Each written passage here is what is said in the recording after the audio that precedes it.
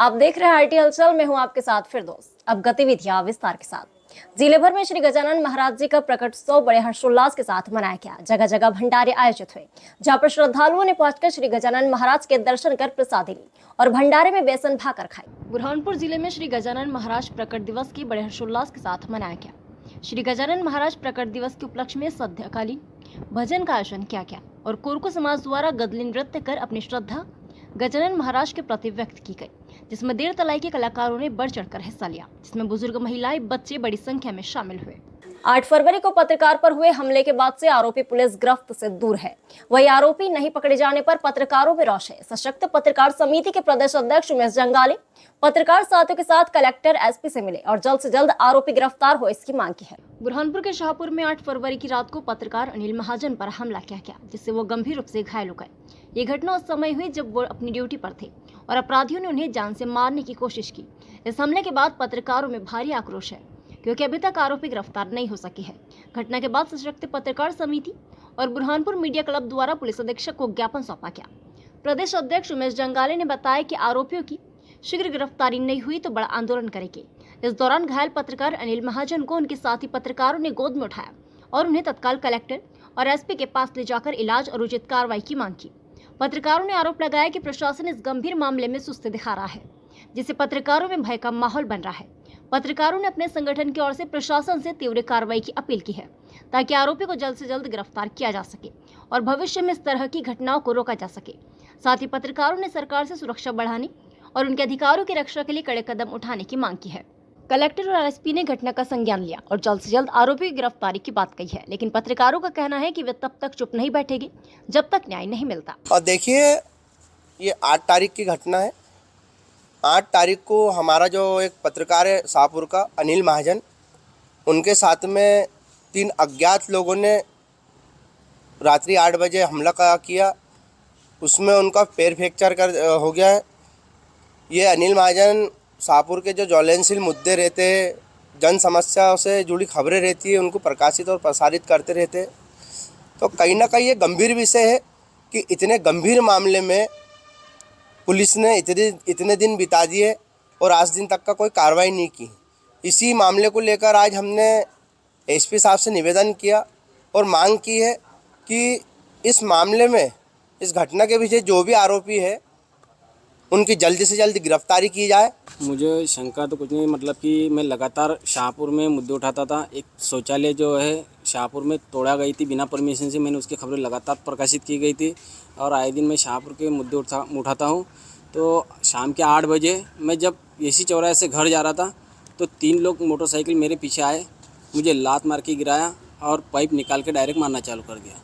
नहीं, जो घटनाक्रम हुआ है उस घटनाक्रम में पुलिस के द्वारा ये कहना है कि अभी उसके ऊपर जानबूझ के हमला हुआ। अभी ये विवेचना का पार्ट है, एक घटनाक्रम है। उस घटनाक्रम में त्वरित रूप से प्रकरण पंजीबद्ध किया गया था।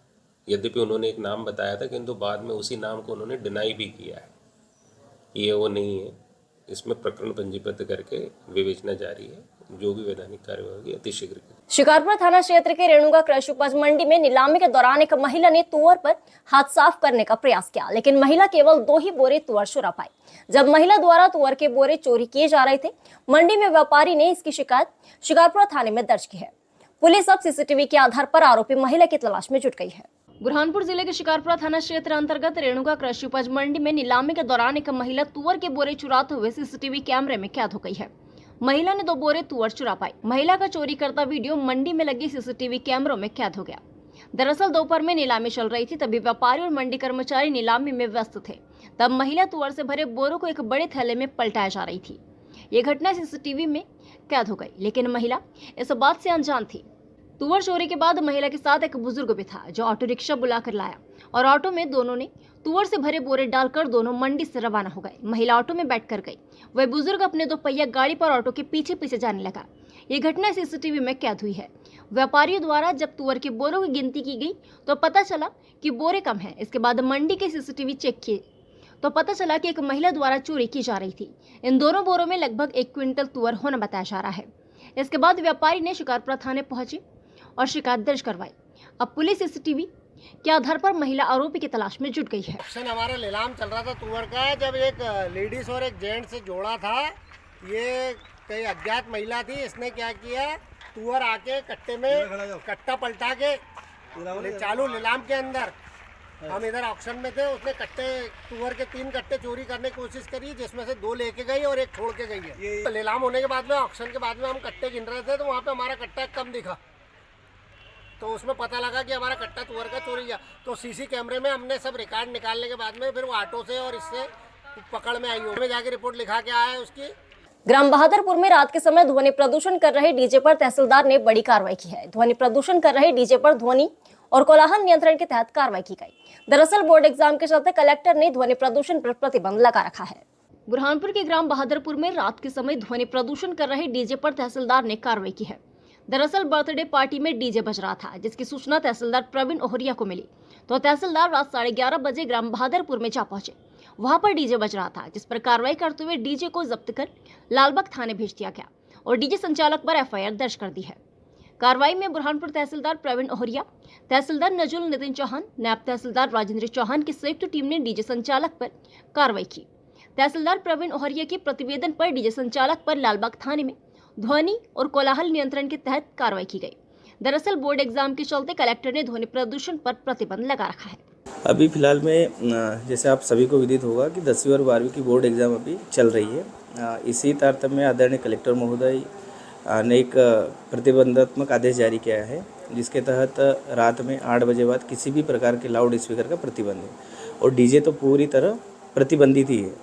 और कल भ्रमण के दौरान ग्राम बहादुरपुर में पाया था कि एक बर्थडे पार्टी थी, उसमें डीजे बज रहा था, तो हमारे द्वारा एक संयुक्त दल था, हमारे द्वारा उसको जब्त कर थाने में विधिवत उसकी एफआईआर करवाई गई और कार्रवाई अभी प्रचलन में। दल में कौन-कौन शामिल था सर?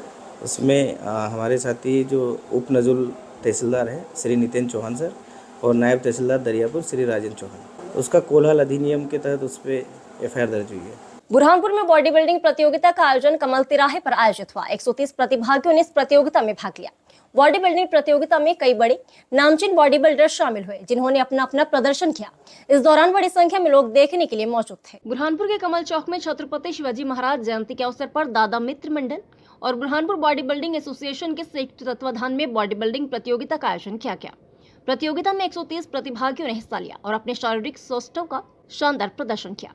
हजारों की संख्या में दर्शक इस रोमांचक मुकाबले को देखने पहुंचे। प्रतियोगिता में मिस्टर बुरहानपुर और मिस्टर निमाड़ का खिताब मोहम्मद इरफान ने जीता। वहीं दूसरे स्थान पर मोंटी सोमराई और तीसरे स्थान पर शरीफ खान रहे। इस आयोजन का उद्देश्य युवाओं को नशे से दूर रखना और फिटनेस के प्रति प्रेरित करना था।